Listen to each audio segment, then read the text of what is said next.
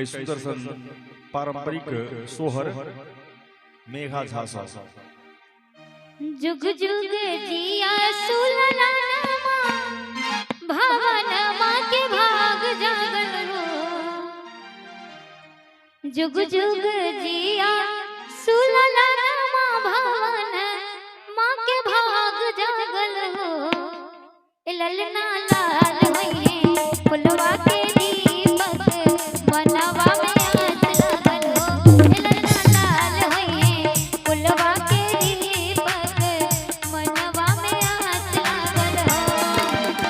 जुग जुग जिया सुलला भवन माँ के भाग जागल हो।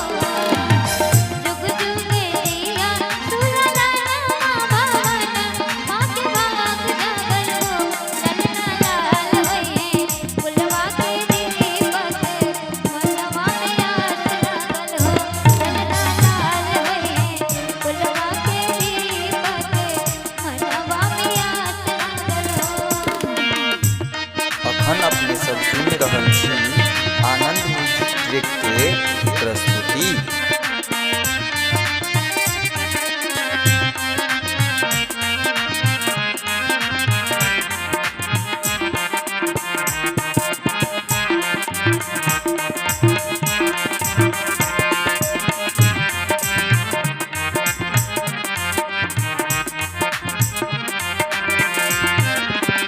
आजू के दिन माँ सुहावन रतिया लुभावन हो।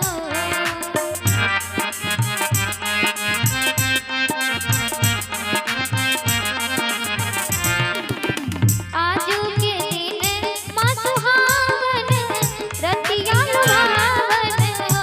ललना दीदिया के होरे राजन मोरे होरवा बड़ा सुंदर हो। ललना दीदिया के होरे राजन मोरे होरवा बड़ा सुंदर हो।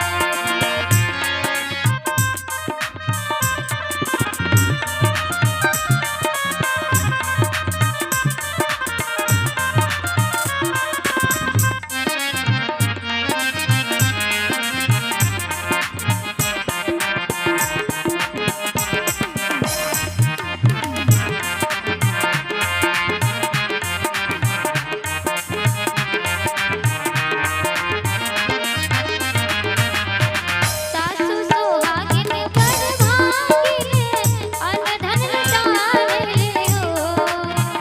अखन अपने सब सुन रहल छी आनंद म्यूजिक ट्रैक के प्रस्तुति।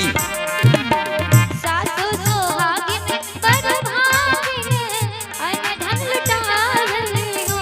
ललना दुआरा पर बाजेला बधैया अंगनमा उठे सोहर हो। ललना दुआरा पर बाजेला बधैया अंगनमा उठे सोहर हो।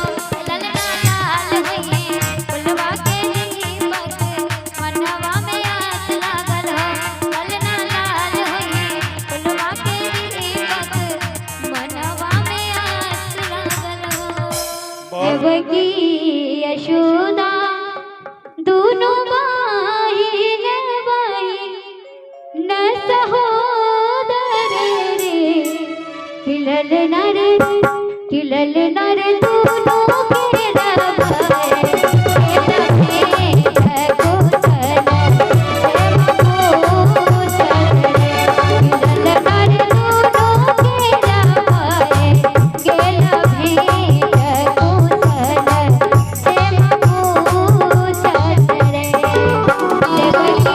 यशोदा दोनों बहिन न सहोदर रे।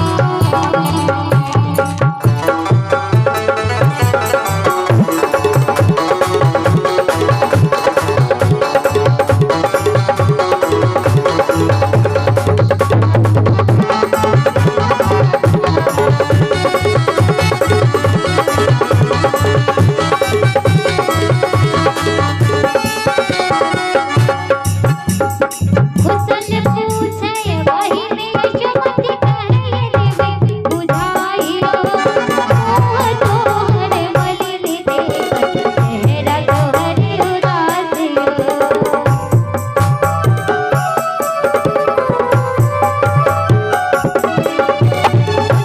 पूछे बहिनी यशोमती कहे देवी बुझाइयो मोह तोहर मलिन देखत चेहरा तोहर उदासियो चेहरा तोहर उदासियो चेहरा तोहर उदासियो सात ही पुत्र दैव खेलनी करता हर लेनी रे सात ही पुत्र दैव खेलनी करता हर लेनी रे